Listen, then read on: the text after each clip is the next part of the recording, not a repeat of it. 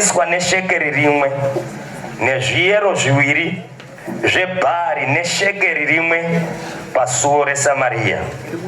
Zvino mukuru uyo mambo waakanga akasendama paruoko rwake akapindura munhu waMwari akati, tarirai, kunyange Jehovha akaita mawindo kudenga, chinhu ichi chingaitike here?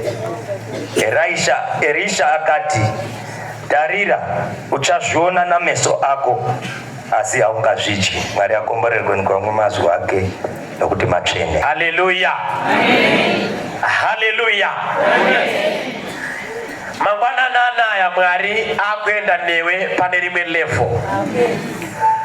Rimwe zuva ndakambobatsirwa nemunhu kuparadzanisa chinonzi level nedimension.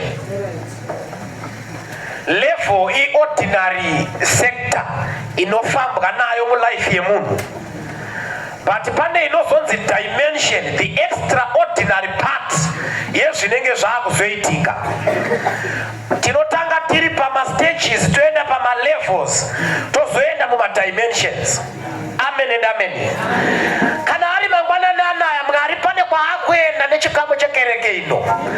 Kana ari mungwanani anaya munguva dzinedzi Mwari pane kumwe kwaakuenda nemumwe munhu kusingagoni kujairwa nepfungwa yako kana nenyama yako, kwekuti wega ugoni kutsanangura kana kunzwisisa kuti ndepapi patari. Amen and amen. Rimwe zuva mumwe mutaura anoti akapona papfumo raJehu achavhiringwa nezvinotera shure kwaizvozvo. Haleluya. Zvinongondionesa kuti chikamu chimwe nachimwe chine zvachinofanira kugadzira mulife yemumwe munhu. Kana paine zvisati zvapera zvinosvika pazvinozonopera. Kumusha kwedu kwakambouya umwe murume wainzi Gaurani Madapandu. Ndakaitawo sese rakanaka rekuatenda session yaakaurira. By then takanga tisati taziva Mwari. Saka taunganidzwa muground naGaurani. Anoti vanhu vese simukai. Munhu wese wobva asimuka zvemazviro kwazvo. Panguva iyi murume uyu waitotyisa ende wairemekedzwa. Ndokuchiti kuungano yese village rese zvikanzi munhu tarisa direction yekumba kwako, wonongedza kumba kwako, wotaura manzwi andinenge ndataura uchiteera mumashure mangu. Amen and amen. Ndokubva vanhu vatarisa madirections ekumba kwavo, ndokuchizi chiitai kuti kumba kwangu uko, woti kumba kwangu uko kana kuine nyoka, iwe woti kana kuine nyoka, woti Gaurani tora. Kumba kwangu uko kana kuine sisi, Gaurani tora. Kumba kwangu uko kana kuine zvikwambo, Gaurani tora. Ndataura nyaya kuti ndibatsire mumwe munhu. Mangwanani ano zvinoda anotarisa direction yekumba kwake, wati kumba kwangu uko kana kuine nhamo, Jehovha rowai.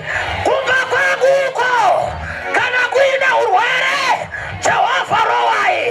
Kumba kwangu uko kana kuine muroi, Jehovha rowai. Inguva yekurangarirwa kwemumwe munhu. Yeah. Aiwa mangwanani ano changamire musandisiye. Jehovha mama mangwanani ano baba tinomukumbira baba mangwanani ano musandisiye baba mangwanani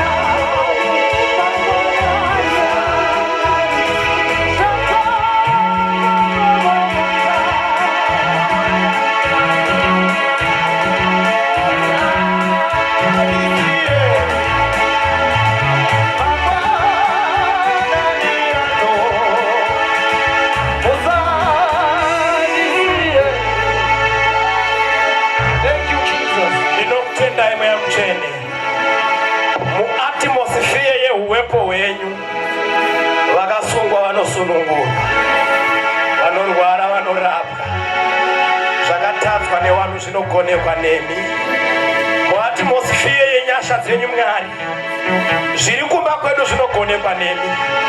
Hatigoni kuzvitakura kuuya nazvo, asi munoteera Mwari. Teerai upenyu hwedu mangwanani ano. Ropafadzai rusando rwuno zvatari kupa kunemi muzita raJesu. Amen. Nauya taverenga inyaya inotanga mukaverenga zvakanaka kubva mumashure. Pafa murume unonzi Ahazia, mambo wekuIsraeri. Ndiri kuda kumhanya kuti ndikasire kuenda pane nyaya dzangu, zvingatinetsa kutsanangurirana zvekunyorwa kwebhuku nei. Ndoda kupa zvimwe zvikamu zvishoma zvinosvitsa pataverenga. Afa murume unoyu pane nyaya dzinoitika dzaana Erija Erija okwira kuenda kudenga. Elisha osara opfuurira pamberi nebasa rakatangwa namukoma. Haleluya. Mukupfuurira kwake akudzoka kubva zvinoitika paJorodhani tinozviziva. Akudzoka pane vana vanomuona achifamba. Pakuberekwa kwake ndofunga kuti mazuva ake anga ati fambe. Wakanga ari murume anga ane mhanza yaionekwa nevana. Vana ndokumuona kwakuseka mhanza iri pari. Ndokubva ati kuna Mwari, handigoni kuranga vana, asi Mwari munosiya here zvakadaro? Mwari ndokunzwa hasha vari pachigaro, ndokuburitsa mapere mairi chete. Kudya vana 12 wakabva wapera ipapo. Elisha kwakupfuurira pamberi. Zvapera izvi munozonzwa kuti Judha neIsraeri vari kubatsirana kurwa nekaguta kanonzi Moabhu. Kudzamarara karohwa kusvika pakugundwa zvechokwadi. Zvese izvi zviri kutiperekedza kuenda panyaya yataverenga. Saka ngazvirege kukudya moyo kuti zvabvepi. Hatina kuzviverenga nokuti tingatorarira tichizviverenga. Amen and amen. Amen. Tinozonzwa pakutsanangurwa nyaya dzemukadzi, shirikadzi, nyaya dzemafuta dzichitaurwa. Mwana wakanga azonga kutorwa, vana vakunobhadhariswa zvikwereti zvababa vakafa. Zvinoitika zvoitika, mafuta ouya otengeswa, mari yobhadharwa, zvikwereti zvopera. Amen and amen. Vaipapapo taakunzwa mukadzi weshunemi mwana wake unouya nenzira yakanaka yekukumbirwa kuna Mwari, ofa womutswa zvakare nenzira yekukumbirwa kuna Mwari. Haleluya. Pamberi mbichana taakunzwa nyaya dzemurume unonzi Naamani. Maperembudzi amukwapaidza. Zvinoitika zvoitika kuna Gehazi, womboatakwawo zvozopera, kurapwa kwouya kuna Naamani. Haleluya. Unozonzwa pakutsanangurwa nyaya yekunzi vaprofita vanorangana vana vacho kuti tadii kuti tiende kunotema mapango kumberi uko, asi kunenge kudhuze nerwizi. Tikanga tatema mapango tigoya tivake misasa nekuti dzimba dzinenge dzashoma. Kunoitika nyaya yedemo rinovira mumvura. Elisha ozongotora sanzu rekupapamadza pamusoro pemvura kutora demo. Amen and amen. Zvapera izvi zvakutiperekedza pane umwe murume unonzi Bheni-Hadhadhi, wandalebhura panapa kuti gombiro bora ngoma. Amen and amen. Bheni-Hadhadhi unodhisaidha ari kumba kwake kuti handii tinokomba siri. Amen and amen. Zvinoitika pane nyaya dzinotsanangurikapo, handidi kupatandara maningi, but ndoda kumbotsiura mweya waBheni-Hadhadhi. Gombiro rine tsika yekukomba zviro zvevana vaMwari. Anongorota akagara kumba kwake, oti kwavakuenda handikutenderi kuenda ikoko. Handei tinokomba life yake, handei tinokomba marriage yake, handei tinokomba imba yake. Gombiro remunhu rakadzvaidzwa. Jehovha wangu havanyarari, havasiye zvakadaro. Mangwanani ano Bheni-Hadhadhi crucifier. Bheni-Hadhadhi unopinda pfupfu. Bheni-Hadhadhi regera vana vaMwari wasununguke nekupombonoka. 1 Grade 357 form 4 ukasiya zvakadaro, akuenda pa-A level form 6 yasvika, pakunyorwa zvine musoro. Bheni-Hadhadhi wakagara kumba kwako, ndopa unotanga kuronga zvekuenda kunokomba. Get away Satani nebwa dzako. Hauna right yekukomba mwana waMwari. Enough is enough. Ndoda kubatsira mumwe munhu ari pano mangwanani ano. Every situation yakakutambudza pazinopera, zinosvika pazinovharwa, zinosvika pazinovhariswa.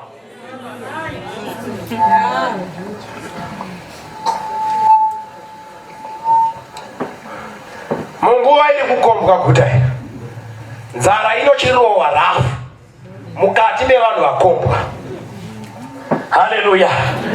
Nzara yarova, vanhu vanotanga kunetsana, poita nyaya dzekudyirana vana, poita nyaya dzekudya shaya dzematongi, zvinhu zvaoma kusvika palast extent. Amen and amen. But ndinoda Mwari wangu uya akanzi nemumwe mutauri, pazvinenge zvarema, pazvinonyanya kundirwadza, my God will raise a standard. Pazvinonyanya kuoma muZimbabwe, my God will raise a standard. Pazvinonyanya kurema mupamangu, my God will raise a standard. Mwari ngava raise a standard mulife yako. Ngavareke kuramba wakanyarara, wakakombwa zvawakaita izvi. Zvanaka kuti kune vatanga kuparidza mushe. Isu taakungobva ipapo tichienda pamberi mbichana, tosiya vamwe votora voendesa pamberi mbichana kusvika pazvinonopera. Amen and amen. Iri manzwa anoda kungokutaurira ndeyekuti kubva zvatakauya panapa zuva taamo mangwana nezuva rinonzi nhasi, ndoda uchingokubatsira kuti mangwana senguva dzinedzi nenda topedza zvandataura izvi kuti mangwana this very time, mangwana tinenge tamu day 3 senguva dzinedzi zvabva panapa zvataurwa nemunhu waMwari, tinenge tamu day 3 mangwana same time panguva idzodzi iwo pawatatanga kufamba vachida kumaira zvawakakomba. This very time wachatanga kuona kuti pane zviri kuitika, but havagoni kuchazvibata, havachagoni kuzvimisa, wachazviona mangwana same time.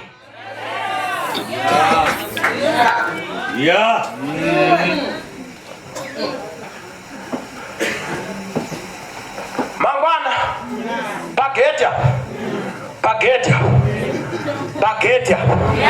mangwana pagedya zvamakashaya kwemakore, mangwana this very time pagedya zvawakatambudzikira kwemazuva, mangwana this very time pagedhi pako, pagedhi rekubasa kwako this very time mari yako yakanga yakabatwa kwemakore, mangwana this very time marriage yakanga yabatwa kwemakore, mangwana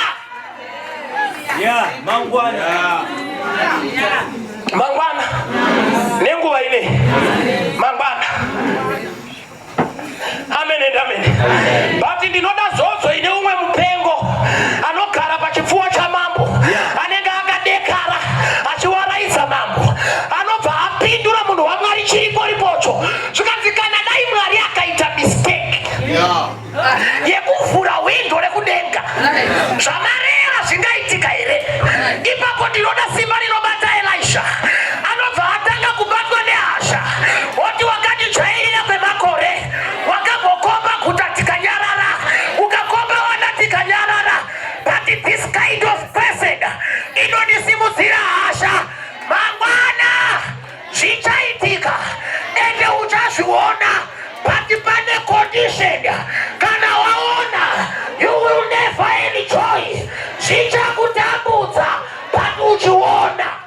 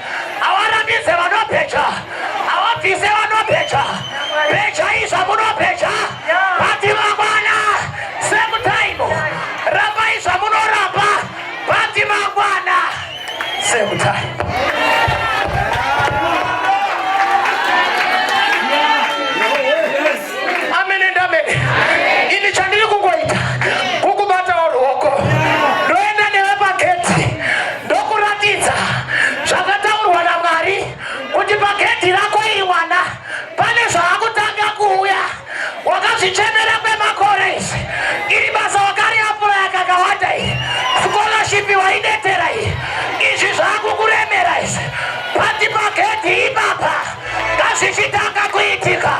Let there be a shift of seasons. Let there be a shift of things in your life, in your family. Mutano wako, tabasa bako, tamari yako.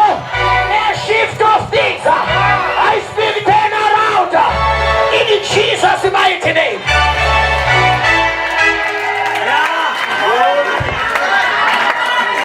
Wakashiti la kupi chandili kungwaita kukutaurira kuti usatya kana kufunduka. Mangwana same time paketi zapatara.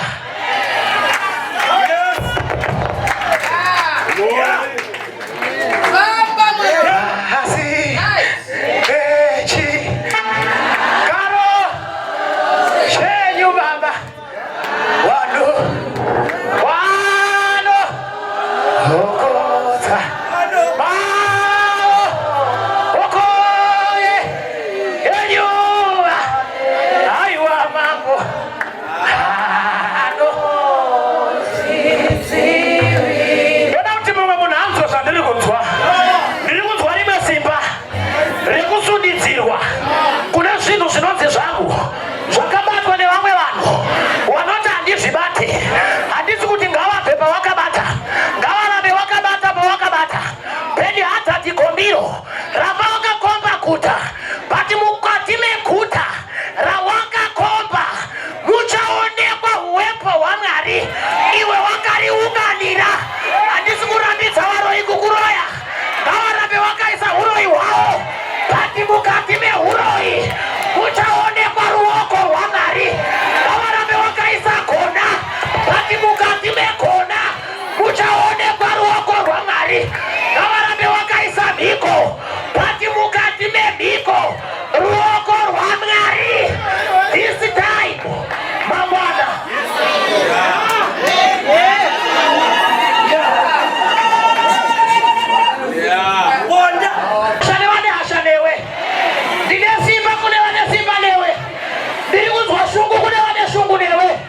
iwo ngavapeche neniwo ndinopecha. Iwo ngavaite nharo neniwo ndinoita nharo. Iwo ngavarambe neniwo ndinoramba.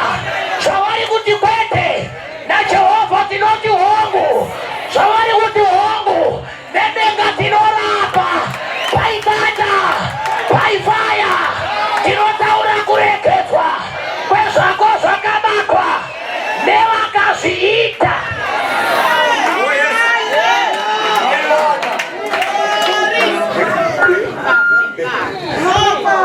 Hatisi tese tinoenda kung'anga, hatisi tese tinoenda kumuprofita. Bati kana ari mangwanani ano Mwari ngaandibatsire. Ndoda rimwe simba rekuenda kunogara pakagarwa nevamwe madhara netumbuya wachiomberera life yako. Wakanokugarira pachikuva pamba peng'anga. Ndinogara pachikuva mumba maJehovha. Ndotinenyasha Mwari. Your life will never be the same. Neruoko rwaMwari. Your life will never be the same. Ndiri pachikuva chamudhara. Mangwana naye mutaitu kude mangwana kongoiti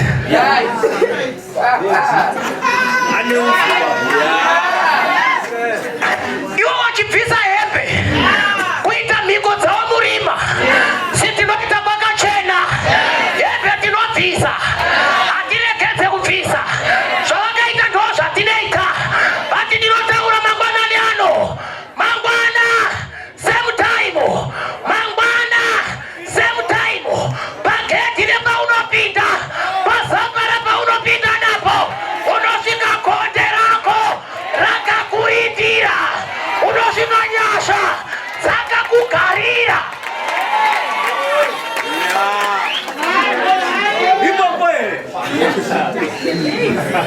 Beni Hadhadhi komba hako kuta isimba rako rinopera. Isu tinenge takagara takamirira kunzwa inzwi rinotaura kuti mangwana same time paketi apo. Vakachaitwa varoi vanokaita kuta vachirega kukaita geti pavanenge vakatenderedza kuta Mwari wedu anopinda nepageti nekuti hapana anogaita kuda kwaMwari wedu kusimudza geti nevakaribata zvoiswa parutivi woisa package yako.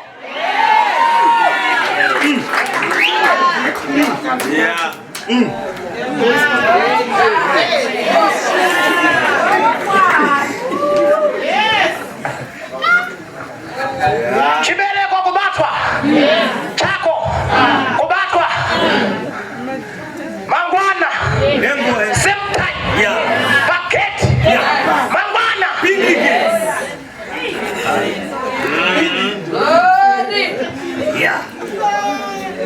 yako iwe marriage kunani baba waya kude gara ichisikisa kude ndivangwana nende anenda nosenda pisa mshando ende maikulu garai baba mangwana same time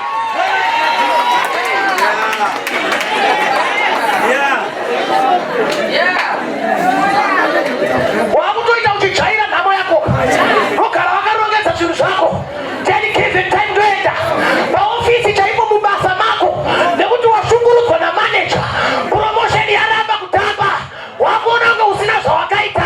Tsikama hanzvadzi yangu, tsikama mwana wamutara mangwana same time pageti pako your blessing is coming.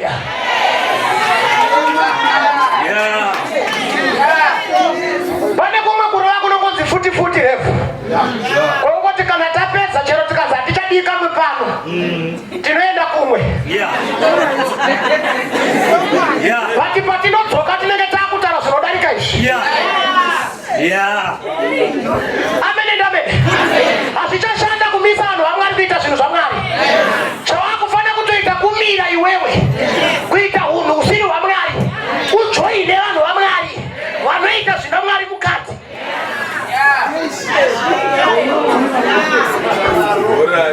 Zvinotibatsirei kuita tsika kuine vanhu vanoramba vakatsika vamwe konzi muchechi namateka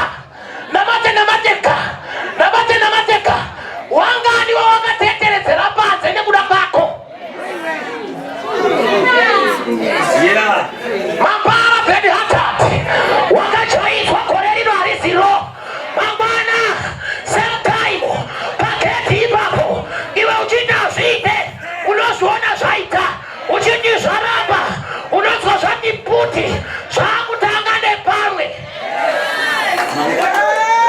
papapa amene munhu andakubatsira ipapapa kune pawakatanga project yako ukatengesa mafiriziti ukatiraya maputi nemazepe zvikanzi hazvishande munharaunda yako vanhu vepanext door pako vakauya wakati nemazariro azvakaita hazvichambofambi masikana ngavataure zvavanoda but this time wakupfuudzwa ipapo ndadarika pamazepe nemafiriziti ndaakutanga kuita zvehuku dzemazanda ndaakutengesa mazanda pamunouya kuenjire mazanda ndinenge ndaakutengesa mbudzi pamunoteera kumbudzi ndinoenda pamombe pamunoteera pamombe ndinotanga zvekuexpota motikari.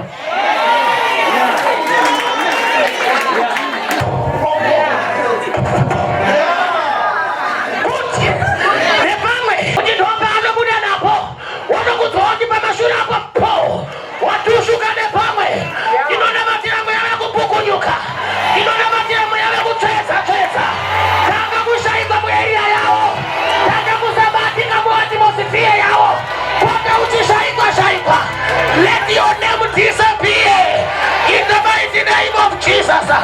Let your life disappear from the hands of the devil. Butare woye! Butare woye! Namwari mangwana same time.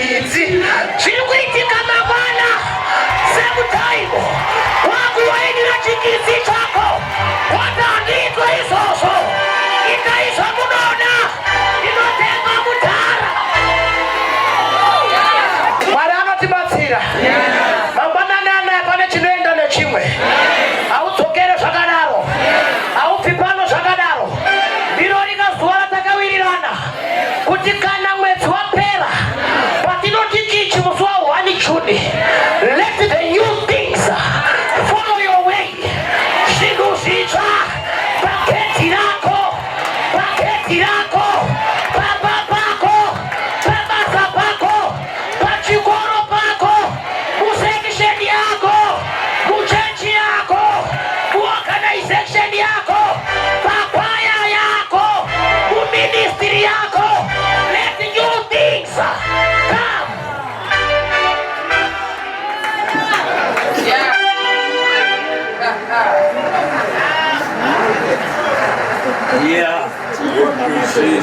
Beni hatari wawa banzebe kuda achiti zvinofira mone nzara ereisha pakuti mangwana ufu wepari wete pari chete wakatsetseka uchatanga kuwanikwa in large amounts but in very cheap amounts as well. Zvakachipa zvedu ngazvitange kuwanikwa but zvichikwanira.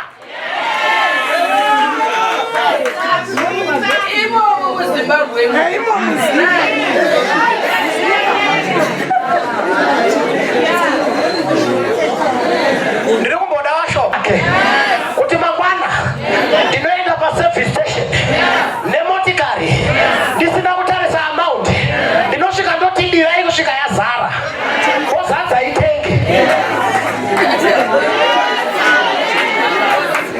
Handina kwandiri kuenda but tengi rangu zadzai. Iwe wabva wapinda mumota wobaya foni yako uchibva kwete kubaya amount dzemari kubaya baya zvaunoda kana uchida kuverenga zvawakatekisirwa last year ndiwe kutapa nefoni yako uchimirira kuzara kwetengi parinenge rakunozara wonzwa mota yakushekwa kuti zvinenge zvakuita. Iwe wabva wati kudhara zvamakataura zviya kuti mangwana ngazvichitanga kuitika inoda kubhatarwa mari. Let the finances come my only way this very moment.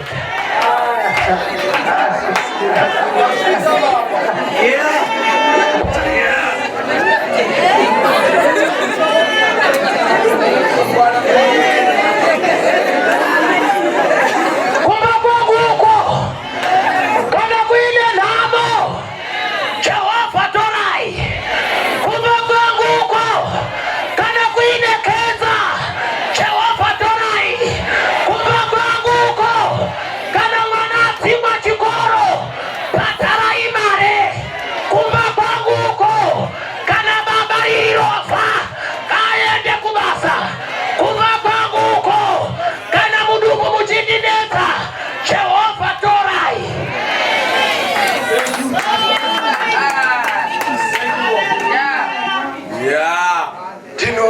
amazwi ingirozi yote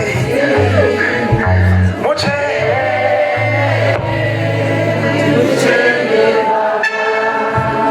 tinozwa uchienda kumabako awakaitirwa miko dzevanhu vakauya vakarara vakacherera zvinhu zvavo pageti paunopinda napo pakati semugeti mangwana nenguva dzino zvinovhomorwa naJehovha. Mangwana nenguva dzino zvinotapurana chete. Mangwana nenguva dzino zvinoburana naMwari wangu. Taurai zvamunoda, itai mhiko dzenyu, vati ndina Mwari wandaona andivimbisa kuti mangwana mwanangu same time pageti.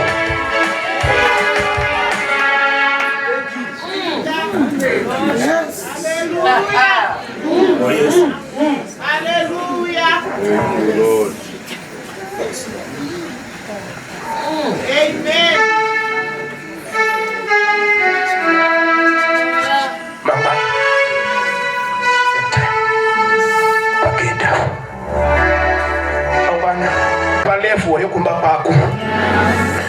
Zviende palefu redistrict raunogara. Zviende palefu reprovince yako. Zvimbotaurika kuti muManicaland mangwana pageti apo. Ngazviende palefu renyika yaunobva iwewe, nyika inonzi yako. Zvitaurika kuti pageti reZimbabwe mangwana Zimbabwe iwe, mangwana Zimbabwe iwe, mangwana pageti apo.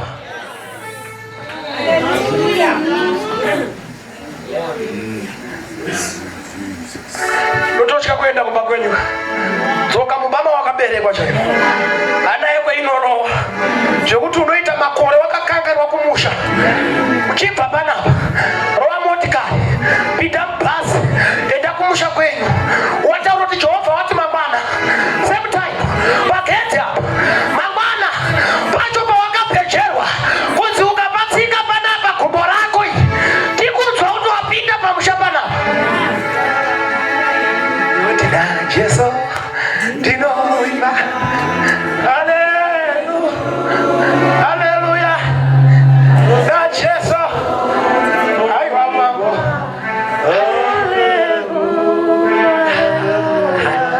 na Jesu ndinoimba haleluya na Jesu ndinoimba.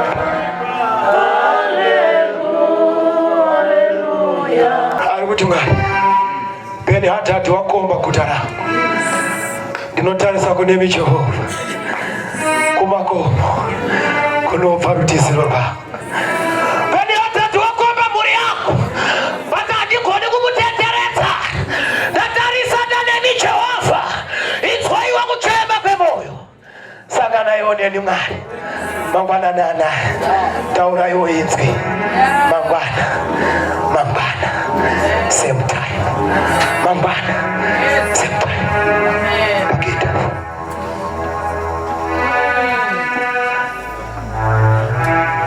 Chidzoka kuchipatara kwavakanzi udzoke ucheka apo, usarege kudzoka, dzokera boldly uine assurance yekuti mangwana same time mangwana same time. Watambudzwa nei muupenyu hwako? Chii chakombwa muupenyu hwako? Ibasa here? Imhuri here? Ipo pari kunzi kukombwa kweguta. Kubasa kwako ndoguta rako, mumba mako iwe ndoguta rako, wana wako iguta rako, motikari yako iguta rako, mari dzako iguta rako. Kana zvikange zvakombwa Beni Hadhadhi ngaagare akakomba, bati Jehovha wandudzai mutana wangu kuzita raBaba nereMurungai neremwana.